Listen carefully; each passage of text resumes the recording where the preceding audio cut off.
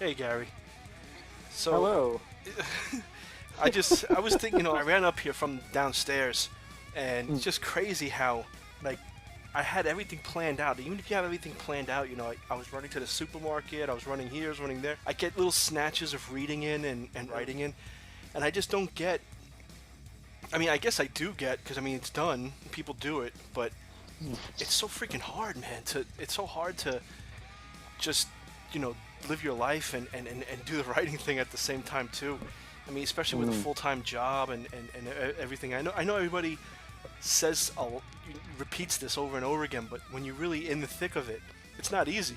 Oh, it's not. I think it's quite funny when you hear people that we know, publishers and stuff, and they're churning out thousands and thousands of words a day, because that's all they do. When you sort of compare it to what we do, where you've got a full-time job and you've got kids as well, it's hard. You've got a schedule, and I can't do any writing whilst my kids are awake at the moment because my youngest, who's 18 months old, she's really demanding.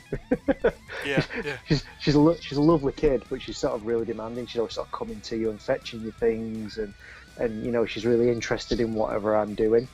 I can't get the laptop out and write when she's around. I have to wait for her to go to bed. So at the moment, I mean, it will change, but at the moment, my writing window is between like 7 p.m. at night when she goes to bed, approximately, and maybe 9 p.m., yeah. 10 p.m. just before we go to bed. But then it's like, Um, then you got your wife. You have to talk to her. I'm not saying it's a chore. I'm just saying mm, you got that window of time, and then you have to, yeah. you have your wife, you have your kids, and Hmm. it's just when you and there was a Stephen King book. I think it was Lizzie's story, where Hmm. she would, and I've read some of the documentaries on him and the the books on him, and they show about how you could sit down and you say, oh, I'll just get a half an hour of writing in, but it turns out to be 2 hours, 3 hours, and you feel like you've only written a half an hour, and you're like, where did all this time go? It's like a portal. It's like a time machine, and when you sit down and then, like you said, if you have people around you talking and asking things of you, it's very hard to get back into the whole thing, and you don't want to put something that looks like it, or when it's read back, you don't want it to sound discombobulated and like someone who wasn't paying attention, because you want to pay attention when you're writing it and make sure everything adds up, and you had that thought, you're like, oh man, I have this direction I'm going in, but then something throws you off. Now you have to read the whole thing over again to get back to that point. As you're reading the whole thing over again, you may be interrupted again. It's almost like the Windows Mm. updates when they used to update. If you do anything, it throws it all back and has to start over again. Yeah, yeah. It's like you say. Sometimes when you're writing and you get into a flow and you're feeling good, and you get lost in the story a little bit, and then you get, like you say, get interrupted by something, and you're pulled away from it, and you get back there. And sometimes it's hard to get to the point you were at, and sometimes you worry that you never get back to the point where you were at. I sometimes worry that I'll lose my flow with things a little bit. The story that I'm going to finish now, because I've been interrupted, is going to be different to the story that I'd originally written. Do you know Yeah. what I mean? Because I'm pulled away from it at an opportune time. Like you say, it takes time to get back into it again. It's difficult. I mean, the maximum I'm ever going to write in the time frame that I've got each day is probably a couple of thousand words, maybe maximum. and then And and then imagine writing a novel. But it also, I mean, I was listening to Leo Robertson. mhm, I was listening to his podcast, Losing the Plot, and it was the episode with Jen Rossman. She's talking about engineering. They were both engineers, and she mentioned something in there about being good enough. Like, that there's other writers out there, all the tactics and the tricks that they know, and all the techniques they use, right? And you're saying to yourself, mhm, am I using them? Like, am I just writing just a basic thing? Like, there's ways of making people tense. There's ways of making people scared. There's ways of mhm, introducing a scene. Instead of saying he picked up the scary book, you can really make them feel that that book is scary.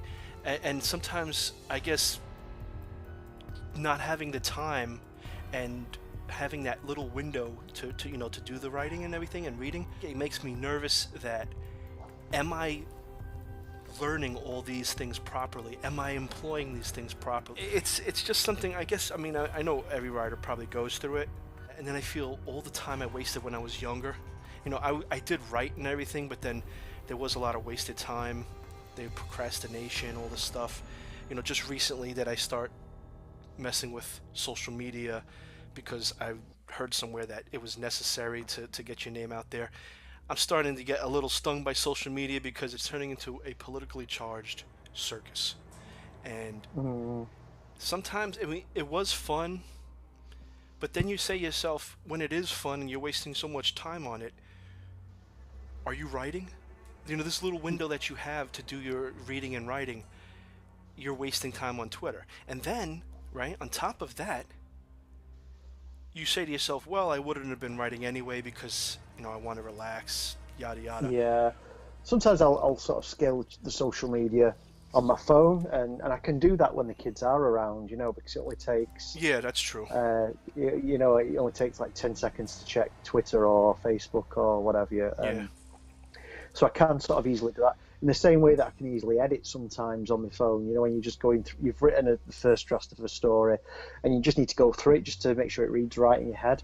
I actually find that when I do it on my phone, I do it better than I do than if it was on my laptop.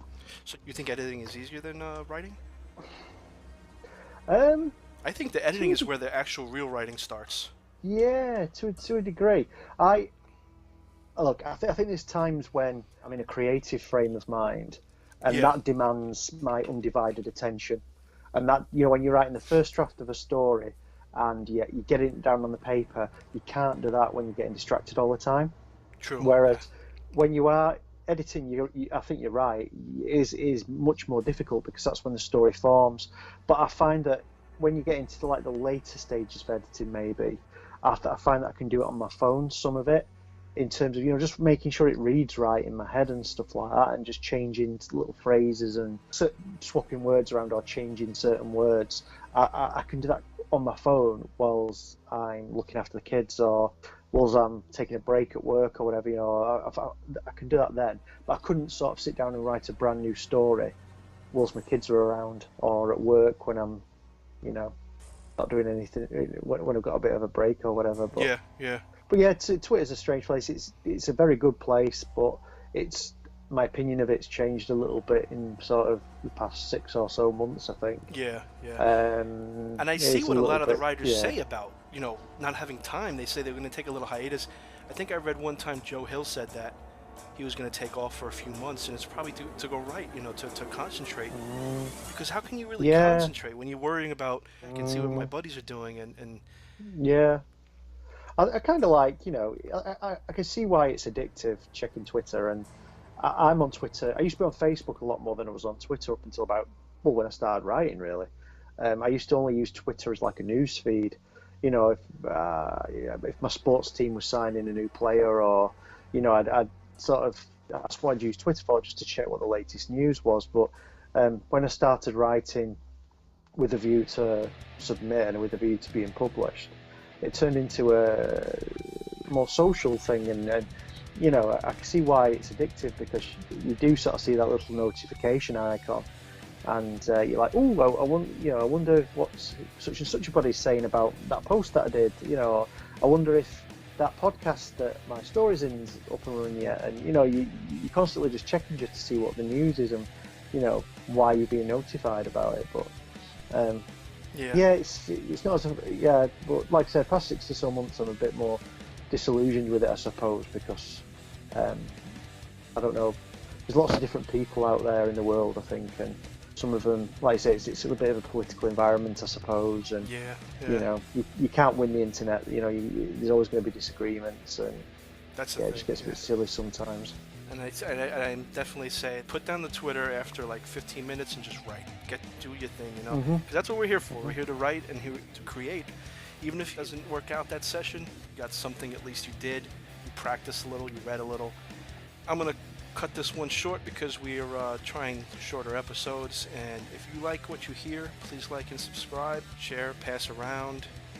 Tell us what you want us to talk about, if you want to talk, or if you want to come on the show, let us know. So you can contact us on Twitter, DM us, or put a post up, tag us in it, and we'd love to have you on and hear what you have to say.